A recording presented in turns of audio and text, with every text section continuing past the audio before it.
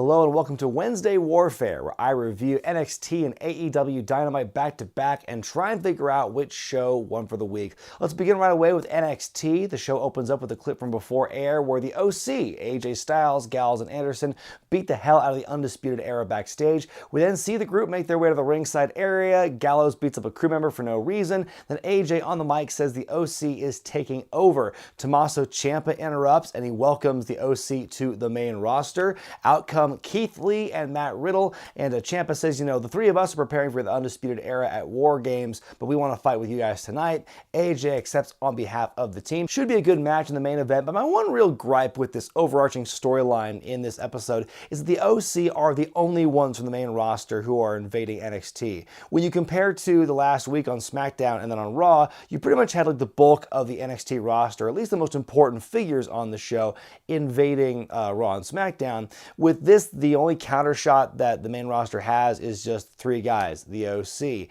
And even though they're great guys, they're great talent, I think it's funny because you've got the combined strength of these two larger entities, according to storyline canon. You've got SmackDown and Raw, which are much bigger shows than NXT in the grand scheme of things, and their first thing they have is just the OC. When they realistically could just drop the hammer on NXT and have the entire army destroy NXT in one episode. And I know I'm setting myself up for a contradiction because they're going to pace themselves as they build a Survivor Series, and you'll probably get more people from the main roster invading.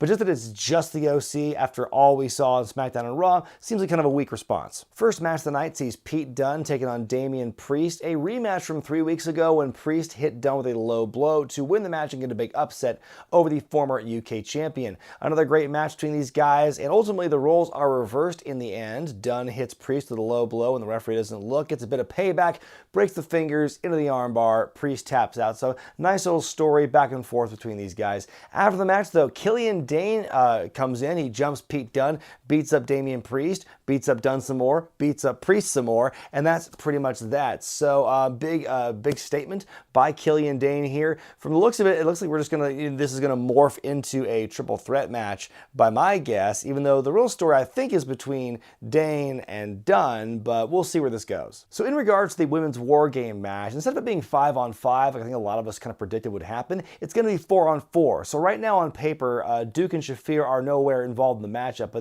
there's one vacant spot left on the heel team between Shayna Baszler, Bianca Belair, and Io Shirai. Same thing on the face side too. Rhea Ripley's team has got Tegan Nox and Candice LeRae, but a fourth spot still yet to be filled. We go to an interview with Dakota Kai backstage. She's gunning for that fourth spot, says she's put off by Shayna's comments from earlier saying that she doesn't deserve that spot, but she's going to try and earn her way in by kicking Shayna's face in later on. Next match sees Tainara, formerly Tainara Conti, they just dropped her last name, taking on Santana Garrett. This match, nothing special. In fact, there's a really awkward point near the end of the match where everything just slows down between both women. Like Santana all of a sudden just kind of hits a slow button or something where it's just really awkward looking. But anyway, ultimately Tainara wins with a big kick to the face. At least Tainara looks very impressive in her offense in this matchup. I think people, every time a wrestler loses one of their names, be it their first or their last name, people kind of get up in arms about it. But I think history has shown us that for the most part, when people get those name changes, it eventually just kind of subsides and it just becomes natural. So I don't know what to say about it. Up next, Dakota Kai looking to prove her worth to Team Rhea Ripley as she takes on an old rival in Shayna Baszler in a non-title matchup here. I think that Dakota looks really good in this match. Very tough. She's able to really push Shayna to her limits, and she's able to go blow for blow at one point. They're trading punches back and forth at one point near the end. I love the finish though, because Dakota's running off the ropes and Shayna just catches her mid-sprint into the Kirifuda clutch. Dakota taps out and Shayna wins once again. After the match, she and her friends will be picking the bones when all of a sudden all the rest of the ladies from the Women's War Game match come spilling out into a big brawl. Mia Yim shows up and cleans house with a kendo stick, beating up the heel team and chasing them off. Then later in the night we find out that Rhea has selected Mia Yim to be the fourth woman in the War Games match, and so Dakota looks very miffed. She's been left in the lurch after this thing, so kind of interesting. Possible foreshadowing here. I don't know if I could really accept a heel Dakota Kai. Then again, I didn't think we could really buy into a heel Bayley, but I think that's working out for us as an audience. So we'll see what happens with Dakota being spurned here in favor of Mia Yim. Backstage, Tommaso Ciampa is being interviewed with Keith Lee and Matt Riddle in the background. He's asked who the fourth man on his War Games team is going to be, and he says, "You'll know when you know." We then go to a number one contenders match for the Cruiserweight Championship as Tony Nese takes on Angel Garza. We saw some hype packages for those guys earlier in the night here. A new spin on Garza's tearaway pants gimmick as Nese goes for a sunset flip powerbomb out of the corner, and he inadvertently rips off Garza's pants himself. I love this match. It was great stuff. Ultimately, Garza wins with the wing clipper, I should say. After the match, we get a stare down between he and the champ, Lio Rush. Lio puts his hand out, and Angel slaps him in the face and walks away. They're going to fight next week on what's already a pretty stacked show from the looks of it. I'm looking forward to this match, though. Isaiah Swerve Scott takes on a much larger opponent in Dominik Dijakovic here. Not much really to say about the build for this match. It kind of comes out of nowhere, but I think both look very good here. Swerve is able to really hold his own against Dominik, and a lot of near falls and close calls for Scott. Ultimately, Dominik wins with the Feast Your Eyes. Another very good match here on a night full of them. In your main event, the OC take on Matt Riddle, Keith Lee, and Tommaso Ciampa in six-man action. And I must reiterate the significance of the OC showing up on this show. It's their NXT debut. They bypassed this whole step before going to the main roster. So for them to debut on NXT for the first time after all these years of being with the company, I think is pretty cool. Another entertaining match here. Unfortunately, not a conclusive finish, though. Keith Lee hits AJ Styles with a pounce, but in doing so, knocks the referee out as well. In the confusion, Finn Balor shows up. He drops Matt Riddle with the DDT, and then as AJ's getting ready to go for the Styles Clash on Ciampa, out comes Adam Cole, who kicks AJ in the mush with a super kick. We then get a stare down between Cole and Balor as we fade to black. Kind of disappointing we don't get a clean finish on this match, but I guess it might be too much to ask because in the OC might be two biggest stars to really lose when they're invading NXT, but you also got to make the team of Lee, Riddle, and Ciampa look strong as they're getting ready for their War Games match. You know, it was a chaotic way to end the show. Oh, but the show-ending chaos would be soon surpassed by the competition. AEW opens up with some singles action as Pac takes on Trent of the Best Friends. He's accompanied by Chuck Taylor and Orange Cassidy. Pac just beats the hell out of Trent early on here. A lot of use of barricades in this first part of the match. We get a face-off between Pac and Orange Cassidy as Chucky T has the referee hilariously distracted for a very long time. He does a little kicks and everything, but Pac eventually lays Orange out. Very kind of awkward finish here where Pac hits the black arrow on Trent. You get the pinfall. It's clear a 3 count. Trent's not getting up, but then Bryce Remsburg just stops the count for some reason, and so they're supposed to, I guess, say, oh, he kicked out, but he didn't, and then just transition into the Brutalizer for Pac to win. Much more competitive match than I think it had any right to be, or that I think we all thought it was going to be. Pac winning was good, even though the finish itself was kind of awkward and kind of almost took me out of it, though. And then afterward, Pac cuts a promo on Hangman Page saying he's going to be beaten up in full gear.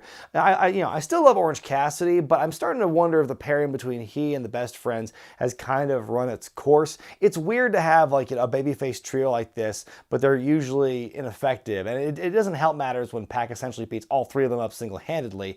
I think Orange Cassidy still has a place in AEW, but I think at some point he needs to break off from the Best Friends and kind of do his own thing and kind of make it a sink or swim kind of deal. Cody finally makes the big announcement that he teased 2 weeks ago on Dynamite. The biggest takeaway you need from this promo is, should Cody lose at Full Gear to Chris Jericho, he will never challenge for the AEW World title again. Okay, now that I've got that out of the way, let's talk about how epic this promo was. This has to have been one of the best, if not the best, promos of the entire year across any company, and I will put money on that. The passion that Cody had in this promo, you just believed every single word he said. Like this was his real thoughts, unfiltered, unscripted. He talked about, having to, live a legacy of, being a wrestler and also being management, how that's affected a lot of other wrestlers in the past, including his own father. He talks about, he really throws Jericho's comments about him being an entitled millennial silver spoon guy back in his face, bringing up the fact that,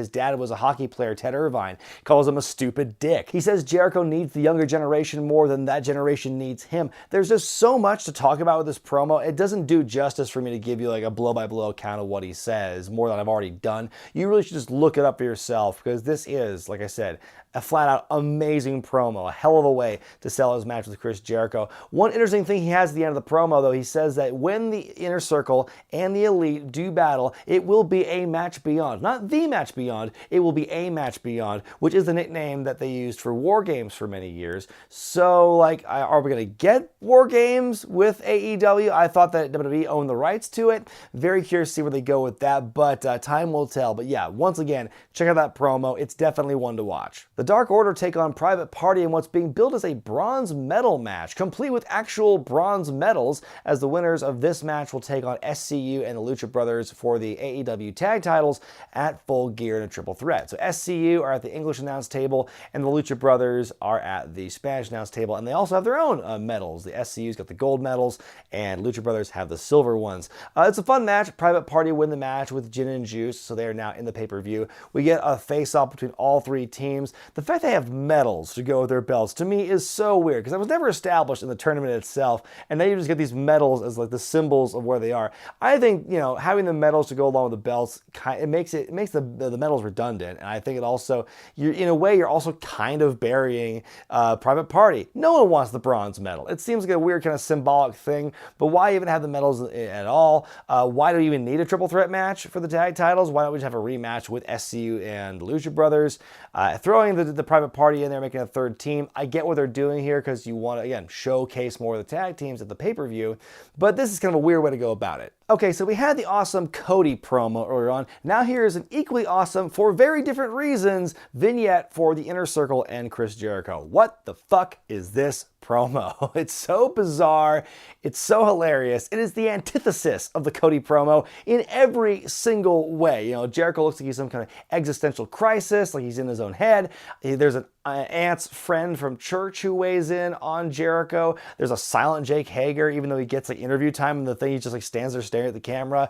Soul Train Jones, Virgil is in this promo. Why? Who knows? But he does describe Jericho's potential and his abilities, like Olive Garden breadsticks, as unlimited. It was the weirdest damn thing I've ever seen in some time, and I absolutely loved it. Not sure how that really helps Jericho look good getting ready for the Full Gear match, but I still loved it. So again, like the Cody promo, check out the Inner Circle Jericho hype package for Full Gear, because it's something else. Women's tag match up next, as Jamie Hayter and Emi Sakura take on Riho and Shanna. Of course, Shanna debuted on AEW last week and was very impressive in her match. Meanwhile, Emi is challenging Riho for the Women's Championship at Full Gear, a match that, you know, is good on paper, but really suffers from a lack of build. They try to really catch up with this particular matchup, though. At one point, Shanna goes to the hot tag. Hayter yanks Riho off the apron, and Riho just lands hard on the floor. That looked really painful. It's a great match, though. Sakura scores the pinfall on Riho after hitting the Mahi Straw Cradle. Again, kind of a shocker. I think Rio's been booked so strong since AEW's formation. So, I mean, it's kind of nice for her to lose this one, because it builds some doubt into her chances against Emi in the match at Full Gear. Student versus the teacher, all that sort of thing. But yeah, I think that women's title match, you'd think it would get more love and more build to it. And like this week, today is the first we're hearing about the fact that we're having, you know, this women's championship match at the pay-per-view. And there is another women's match happening at the show as well, on the pre-show between Britt Baker and Bea Priestley. And honestly, based on that, but that's a match with some build. Why is that on the pre-show? We get another Brandy promo. She is having a glass of wine while she talks about how, you know, people have always doubted her because of who she's married to and everything. She doesn't have a pretty face. She talks about how with her brains and Awesome Kong's strength, they're unstoppable. Who are the bullies now? Getting very interesting here. I'm really curious where they're going to go with this. Brandon Cutler taking on Shawn Spears up next. They show a clip from earlier this week on AEW Dark when Spears and Tully Blanchard assault Joey Janela, even go so far as to try and rip his tongue out with a pair of pliers, unsuccessfully though. I'm loving Cutler's offense, like off and around the ropes early on here. His flash of brilliance early on is really cool. Spears chucks Cutler into the barricade a couple of times, but like it's so reminiscent of the opening match. I think those guys like Pac and Trent kind of killed that spot for the rest of the night. Spears wins with the Death Valley Driver. He goes for some more damage on Cutler. Then Joey Janela appears, chases him out. Those two, Spears and Janela, will be fighting on the pay-per-view at Saturday. Kind of interesting contrast of styles. We'll see how that one goes. We get a high package for the Moxley-Omega match at Full Gear. Then we go to our main event as Omega and Hangman Page take on Chris Jericho and Sammy Guevara of the Inner Circle. A solid main event match here. Page and Omega look great in their big comeback, but ultimately with the referee's back turned, Pac shows up out of nowhere, takes Page to Dick Kick City, and then a Judas effect by Jericho for them to win the match. Afterward, the Inner Circle look to do some more damage until Cody appears. MJF shows up and he chases Jericho back into the ring with a chair.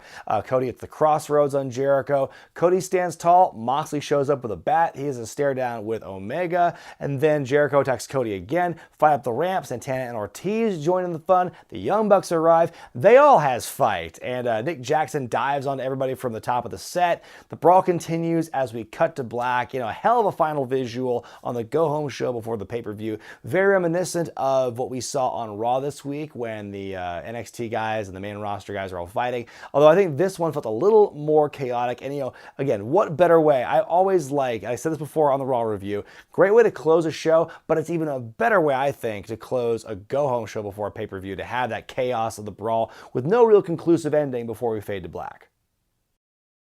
And I'll marry the son of my wrestling hero, Mr. Pop-Pop the Ring. Time now for me to decide which show won for the week, NXT or AEW. This is a tough one for me. I think every week has really been tough for me, but I'm going to go with NXT this week. I think, both shows were awesome in their own way. And I think what we're going to see every week is NXT wins with the wrestling, AEW wins with the promos, especially as long as AEW's promos remain mostly unscripted. But yeah, Cody's promo and then the Jericho vignette were just like the real high points for me, as well as the closing brawl. NXT, like I said, had the better wrestling matches, but I think what really put it over the top for me was the uniqueness of the OC showing up. Like that's a really kind of a shocking thing to have them show up there. That combined with the overall quality of the matches being better than on AEW is what really sold me on NXT this week. Like I said, it was very tough. Because like I've said before in this show, I almost always prefer character work and storytelling and promo work over just, what's a really good match. But I think it was just a combination of everything on NXT that really sold me this week. It was very tough to pick NXT over AEW, but I think, again, both shows were good. Didn't want to give it a tie. If I had to choose one show to win, it'd be NXT. But what did you think about NXT and Dynamite this week? Let me know in the comment section below, and be sure to vote by going to the iCard in the upper right-hand corner of your screen. There will be an AEW Full Gear predictions video later this week, but a programming note, the review itself will come out sometime later on Sunday because due to a prior obligation, I will not be able to watch that show live on Saturday night. Until then, I'm Brian Zane, and I'll see you next time.